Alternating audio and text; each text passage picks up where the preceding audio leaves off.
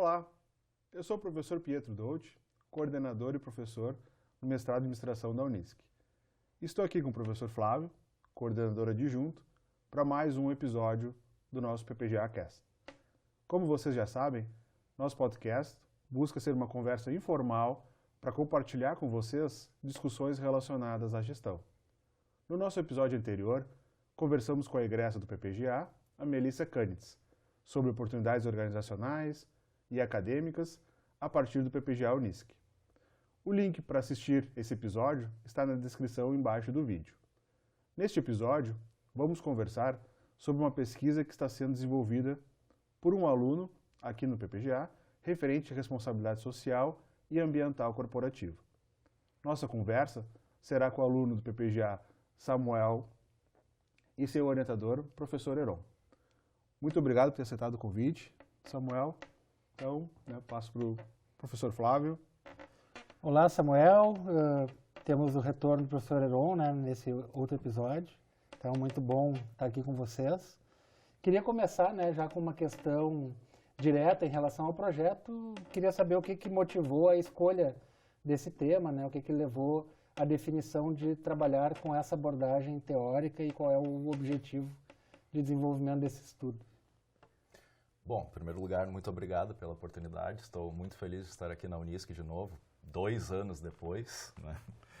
E, bom, sobre a minha pesquisa, o que me motivou a pesquisar sustentabilidade?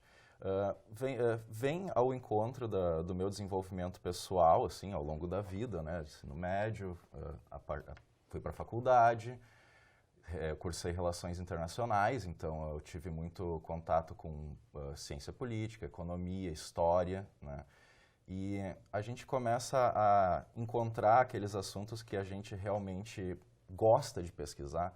E no final do curso eu acabei optando por fazer uma pesquisa sobre mudanças climáticas.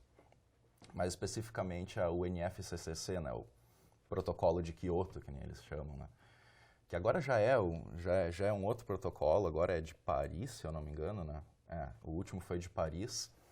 Enfim, ali pesquisando sobre mudança climática, eu comecei a me conectar com o papel que a sociedade em geral, sim, e as empresas têm com os problemas, como é que posso dizer, macro, meio ambiente, a sociedade, essas esferas, digamos assim, maiores do que o individual ou o corporativo, Então eu encontrei o PPGA na internet, eu estava pesquisando por um programa de mestrado em administração.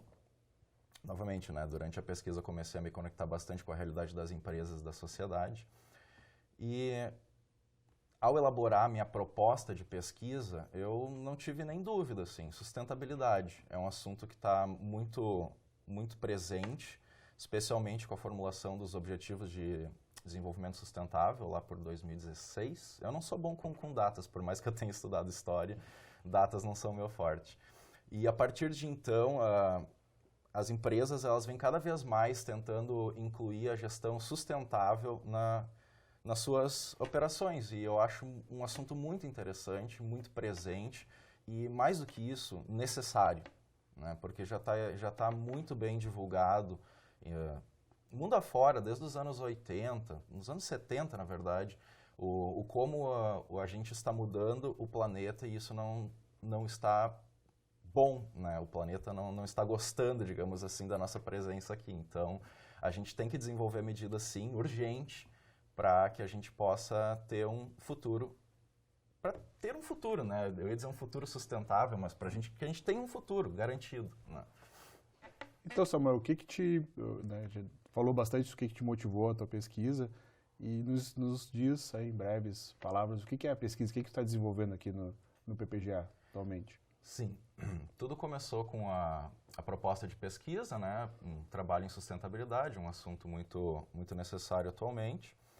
E ao longo da primeira disciplina, literalmente a primeira disciplina foi a primeira aula na quinta-feira à noite, que é a de pesquisa, a gente começou a elaborar o projeto e a ideia no começo era fazer um trabalho mais focado em sustentabilidade e fazer um estudo de caso local Porém, enquanto a gente desenvolvia o referencial né, fazia os protocolos padrão, digamos assim, o Heron, tenho que dar crédito a ele, teve a ideia brilhante da gente expandir um pouco esse escopo, não falar estritamente de sustentabilidade, mas sim de responsabilidade social corporativa, que acaba por ser um tópico um pouquinho mais amplo, né? E a gente encontrou não, novamente, foi sugestão do Heron, a gente decidiu analisar as empresas teoricamente mais sustentáveis do Brasil, né, as componentes do Índice de Sustentabilidade Empresarial da B3, né. E a partir dos materiais e, claro, a partir das leituras, né, para a construção do referencial, a gente identificou que existe, sim, uma conexão forte entre os conceitos de responsabilidade social corporativa e sustentabilidade. Até certo ponto dá para se dizer que a responsabilidade social corporativa atualmente é a sustentabilidade, porque ela envolve fatores sociais, além dos fatores ambientais, que é o que a maioria das pessoas pensam quando pensam sustentabilidade, né? Elas pensam sustentabilidade, economia verde, emissões, protocolo de Kyoto, né? Agora o de Paris. Mas a gente identificou uma conexão muito maior. Até não sei se o Heron não quer contribuir com essa discussão, ele acompanhou de perto como é que foi a evolução. Bem, primeiro ponto, né, as empresas, as organizações empresariais, elas não são organismos estranhos à sociedade. Elas se legitimam à medida que a própria sociedade entende a razão delas existirem. Portanto, elas têm no seu desenvolvimento, no seu cotidiano, o compromisso com essa sociedade. Porque uma vez que se esse compromisso é rompido, não há mais razão dessa existência. Então, assim, se não há uma responsabilidade com a sociedade na qual ela está presente, a própria sociedade vai dizer, sim, mas por que a gente quer manter uma organização com esses propósitos? Qual é o retorno que traz ela para a sociedade? Então, é muito atual esse tema, porque num mundo onde as questões sociais e ambientais se tornam muito fortes, né, a população, a sociedade como um todo, né, o que a gente vai chamar de stakeholders, né, exerce uma cobrança muito forte sobre o papel das organizações. O quê? Tudo bem, vocês têm um produto ou serviço, certo? Esse produto ou serviço tem uma utilidade para a sociedade, mas só isso? Qual é a contribuição que vocês nos dão aqui, em termos de inserção com a comunidade local, preocupação com os problemas globais, né? E a questão da sustentabilidade entra justamente nessa responsabilidade das corporações de serem ambientalmente corretas, né? Lucrativas, obviamente, né? Porque se não for lucrativa, ela não tem como manter a sua atuação, né? Um vínculo com o social muito forte, porque uma organização é uma organização sobretudo de pessoas, né? E com esse conjunto, então, que a gente poderia chamar de um tripé. Então, por isso a importância desse tema de pesquisa, né? Que cada vez mais é presente no cotidiano das organizações. A gente normalmente chama isso da transição da empresa como fator de produção como um ator efetivo na sociedade, né? A empresa faz parte da sociedade, ela é feita de pessoas, ela contribui com a vida das pessoas e muito importantemente, ela produz para as pessoas, né? Aí as pessoas podem dizer, mas eu não consumo diretamente esse produto X. Sim, mas ele pode estar inserido na cadeia produtiva de um outro produto X que tu consome. Então, a sociedade é um todo, né? E acredito que já está bem claro nas discussões internacionais, fóruns, que a gente precisa tomar ação, né? E por isso a pesquisa que a gente está desenvolvendo, que a gente decidiu desenvolver,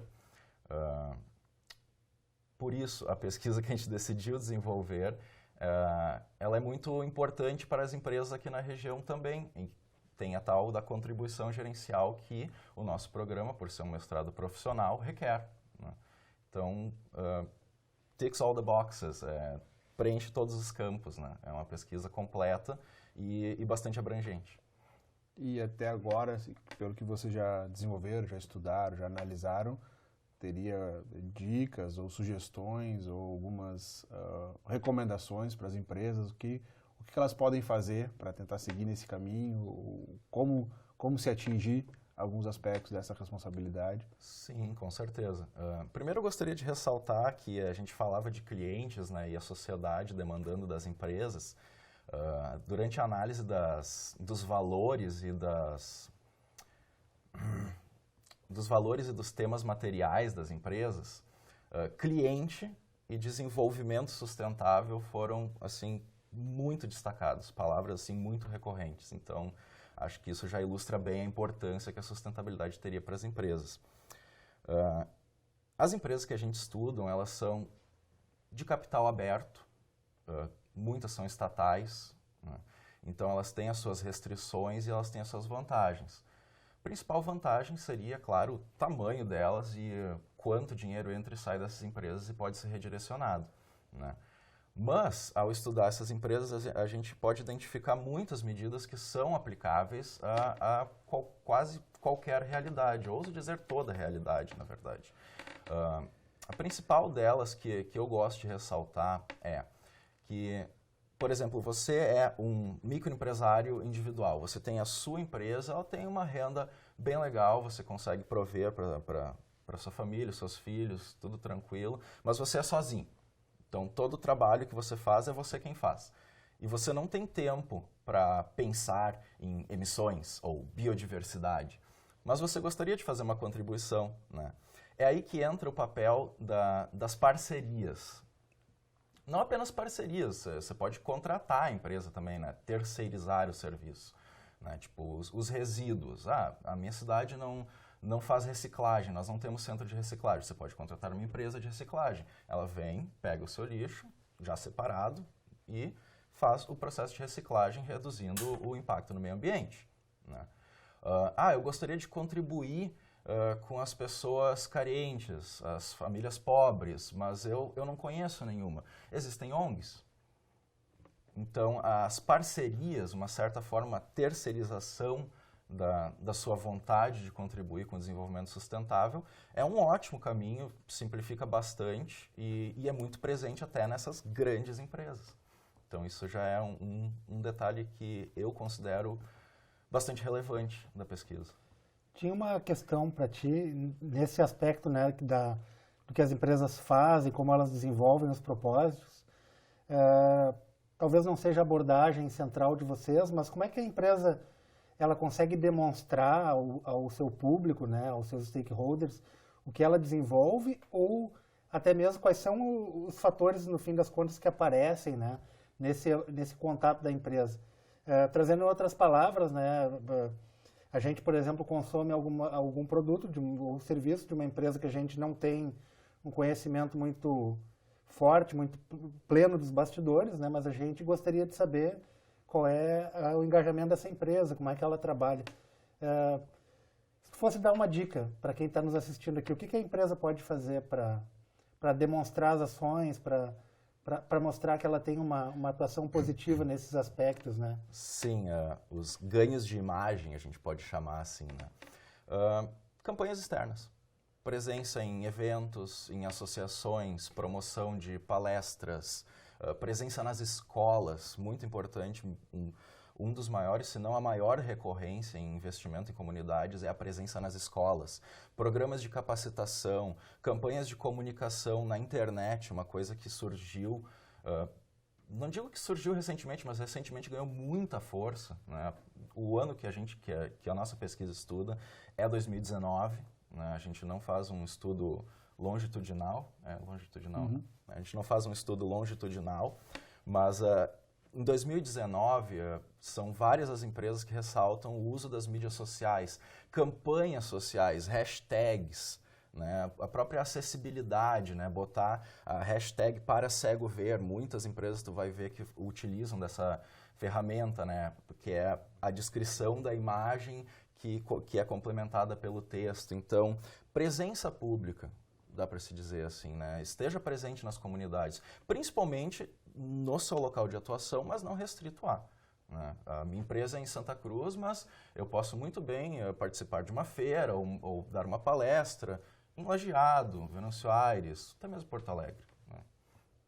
Isso, além de buscar essas parcerias, porque muitas vezes a empresa não tem essa expertise, ela não tem esse conhecimento de como fazer alguma dessas dessas práticas, ela tem o resíduo, tem outras coisas, mas ela não tem essa expertise, ou custa muito caro. Então, no momento que ela faz essas parcerias, como tu bem colocou, ela vai conseguir satisfazer isso, vai ajudar a comunidade e depois também tem que, né, como o Flávio perguntou, tem que comunicar isso. Acho que essa comunicação, porque quando está listada na bolsa, aquilo tem coisas que tem que seguir, normas, tem que seguir uma série de instruções, mas quando não tem uma pequena empresa, como é que os outros vão saber o que ela está fazendo? Né? A gente vê que hoje essa questão da comunicação, de usar uma hashtag ou de colocar em contato com uma outra comunidade, fazer algum trabalho social nesse sentido, acho que é bem importante e dá essa legitimidade, dá essa comunicação. Sim, né? uma oportunidade muito presente também são os clubes de serviço, né? Muitos deles, eles não têm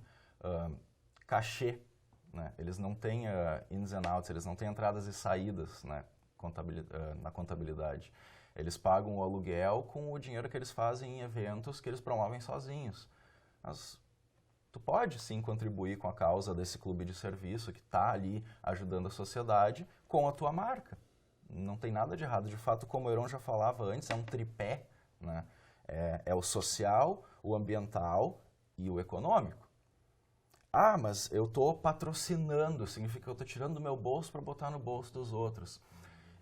Eu não acho que é um comprometimento do tripé econômico estabelecer uma parceria, porque tu pode focar no teu core business, né? Tu pode focar no que tu faz e ainda assim ter um papel social relevante, ganhar imagem, né? Ganhar apoio da sociedade, legitimidade, né? O contrato social. Esse ponto é bem interessante, que além da legitimidade, também tem aquela ideia, né, de que as pessoas que podem contribuir, elas precisam saber aonde buscar, né? Então, o que o Pedro estava dizendo ali, né? Então, eu sou uma empresa, eu tenho uma atuação em um determinado segmento, né, que contribui com as outras empresas, com a comunidade como um todo. É importante que eu me torne visível para que as pessoas busquem. Eu identifiquei que a tua empresa faz uma coleta seletiva, faz um processamento diferenciado, então, por isso, eu procuro essa publicização, mais do que uma questão de venda, é também um aspecto de operacional, né, desse escopo. Sim, com certeza. A sustentabilidade como produto, né? A gente encontra bastantes exemplos em grandes redes de lojas, por exemplo, com as sacolas ecológicas, né? Isso é bem presente. Ou então, no setor da moda, né, as camisetas e afins de plástico reciclado, né? A gente encontra bastante disso. E isso é atraente para nós como consumidores, né? A gente não quer ter o trabalho de fazer a pesquisa, de saber todo o histórico da empresa, se ela é uma empresa boa ou não para a sociedade, mas a gente é atraído por essas ações, né, essas campanhas externas, ou até mesmo transformar a sustentabilidade em um produto, e isso, em termos coloquiais, facilita a vida, né? É um tópico muito interessante. É interessante porque se a gente for olhar, né, pensando em cadeias internacionais, é muito difícil, muitas vezes, enxergar o que está sendo feito lá na origem, né? Tem toda uma cadeia produtiva, tem várias etapas, né?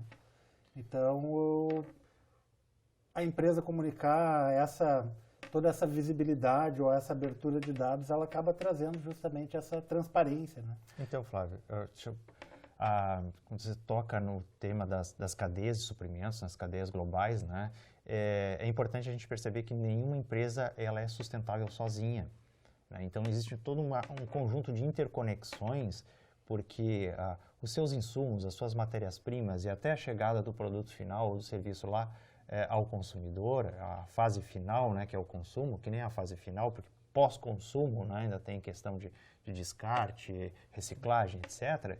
Então, toda essa cadeia, ela é a responsabilidade das empresas, sim, né? Então, cabe às empresas também mostrar que elas têm uma ingerência, elas têm a busca por, de alguma forma, coordenar esse processo de maneira que tanto os seus fornecedores como os seus clientes empresariais, eles tratem da questão da sustentabilidade como um fluxo que vai desde a origem das matérias-primas até o destino final, né, que seja o reuso, a reciclagem e tal. Então, isso é fundamental que a gente compreenda que nenhuma organização ela é sustentável sozinha. Ela está dentro de uma cadeia de consumo e de produção.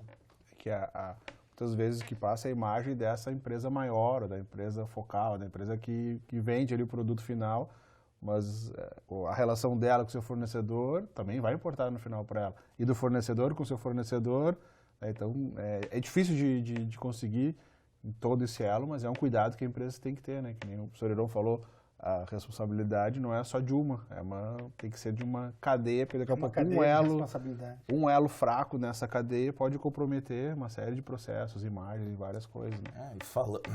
E falando em elo fraco, a gente não pode esquecer de mencionar também nesse podcast os colaboradores. Muita gente fala sobre o cliente, né, o meio ambiente, mas a gente esqueceu de mencionar os colaboradores até agora, que é uma parte fundamental da sustentabilidade também. Como é que a gente vai fazer uma sociedade sustentável, sendo que as pessoas não possuem esse espírito sustentável? Então, campanhas de conscientização, elas funcionam maravilhosamente. Né? A gente falava em resíduos, substituição dos copos plásticos. Parece uma coisa muito pequena, mas quando a gente abre as notícias, volta e meia aparece, tantas toneladas de plástico são descartadas anualmente. Covid nos trouxe um foco grande nessa história dos descartes, né, com os testes rápidos e afins. Então, os colaboradores também têm que estar cientes e educados e instruídos a pensar sustentavelmente. Então, é a sociedade como um todo, a empresa como parte dela, os consumidores como os permitidores da existência dessa empresa e os colaboradores como multiplicadores dessa visão sustentável. Então, isso acho que é um assunto muito, muito interessante, muito pertinente, mas a gente queria agradecer muito a tua vinda aqui, Samuel, que tenha boa sorte no trabalho, no projeto. Professor Heron, muito obrigado mais uma vez por participado com a gente, professor Flávio. Então, a gente vai chegando ao fim do nosso podcast de hoje, que é um assunto, sabe, que não se esgota aqui, tem muita coisa, e isso é uma responsabilidade de todos, né, para conseguir fazer que tudo isso realmente aconteça, né, que a gente tenha um mundo melhor. Então, muito obrigado a todos.